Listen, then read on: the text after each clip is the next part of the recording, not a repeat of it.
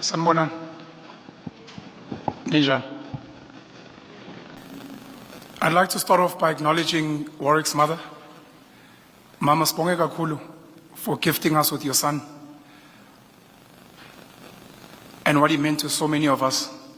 I think just in the last few days, if you and the family were not sure, you know how much of an impact he's made in so many of our lives, in so many different ways.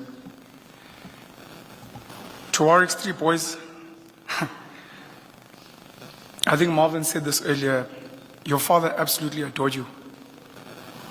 All of us knew it. He was unashamed. In a country where we speak about having present fathers and fathers who are doing their best, your dad loved you a lot, and you guys must never ever forget that.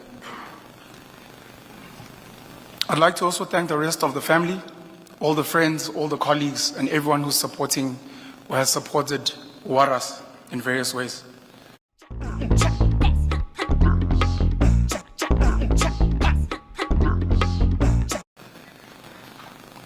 I remember when we started podcasting, telling Warras that he needs to stop vaping. My brother vapes as well. I was like, bro, we need to be fresh for our grandkids. He was like, yeah, I'm gonna. And it's so sad today that we lose him so early, and it had nothing to do with any lifestyle issues.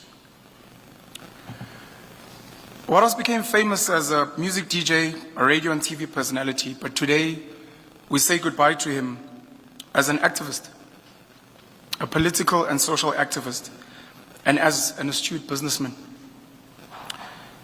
I saw a clip on TikTok where an old video of Macchi asking him, what will you be remembered for? And in his typical comedic way, he started off by saying, look, at my funeral, there'll probably be a lot of girls asking each other, who the F is this lady? Women loved Warras. Mama, maybe you know.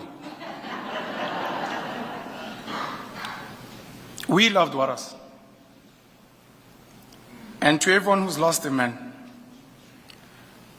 I'm sorry. Macchi would refine his question, and Warras would reference a teacher from, I'm guessing, Freight High, where he matriculated in northern KZN. There was a teacher that said, look, I think you are a divergent thinker. He says he used to get into a lot of trouble, not for being naughty, but for being smart, too smart. Warras was incredibly, incredibly intelligent. Perceptive, curious, incredibly curious, used to research a lot. Wise and quite articulate. I think a lot of people who maybe did not know his past fame and got to know him now were fascinated at how articulate he was about some of the issues we had in this country. He was also a very proud Zulu man who loved uMaskandi. And at times when we said, he'd emphasize, he'd say, hey, my man, I'm not a colored. Zulu. He used to love referencing his hometown, Kwapanya. I think it's Begu Zulu in Freight in northern KZN. As Sizwe mentioned, he was a passionate patriot. He would be seen with people that you may not like.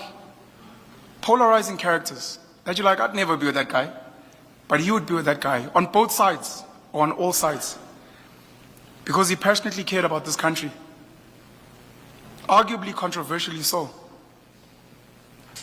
He spoke out very bravely and openly about corruption, maladministration, incompetence, and he even mentioned a lot of the solutions we needed to fix this country. And I think many of the clips circulating this week have been around some of those themes. He referenced El Salvador and Bope, who had successfully cleaned out gang violence in El Salvador. And if you look at what's happened in the Cape Flats, Nhlanhla Mkhwanazi mentioning a drug cartel, some of the political killings and other crimes in this country, including him now being a victim of these issues, you can't help but think about some of the solutions we need in this country where we're losing too many people, too many good people. Warras was a superhero, a real life superhero. Caesar spoke about people that actually roll up their sleeves and don't just point fingers.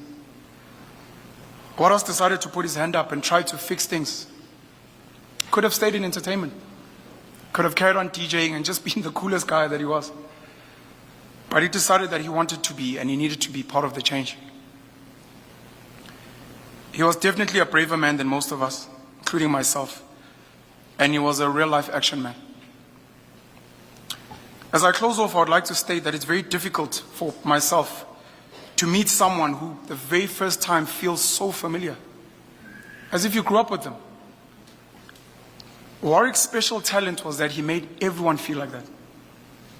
Everyone who met him felt like they'd known him forever. This was the guy in school who had a big mouth. This was the guy at work who was always charismatic. And as Marvin said, even when he'd rock up late, it'd make everyone feel good and you'd forget all about it. He used to love video calling, "Mngani wami," and then go on with his stories. I want to emphasize this again. Warras adored his boys, loved his mother, spoke about them all the time, and many of us were touched by his deep love for them. A constant reminder that we also need to cherish the people in our lives.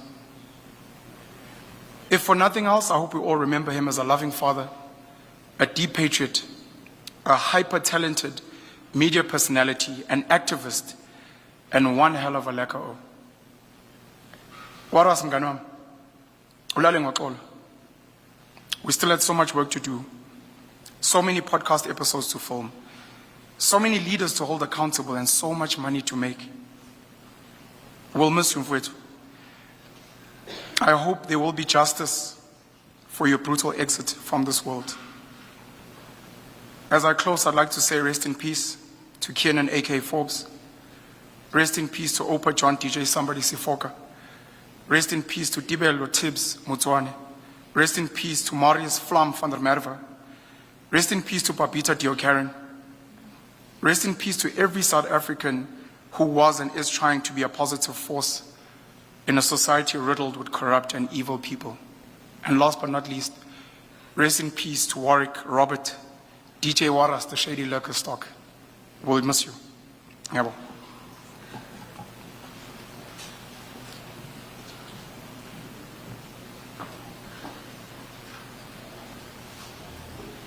A lot of the time when people die, I always think, why couldn't someone else die? You know, like we lose the wrong ones.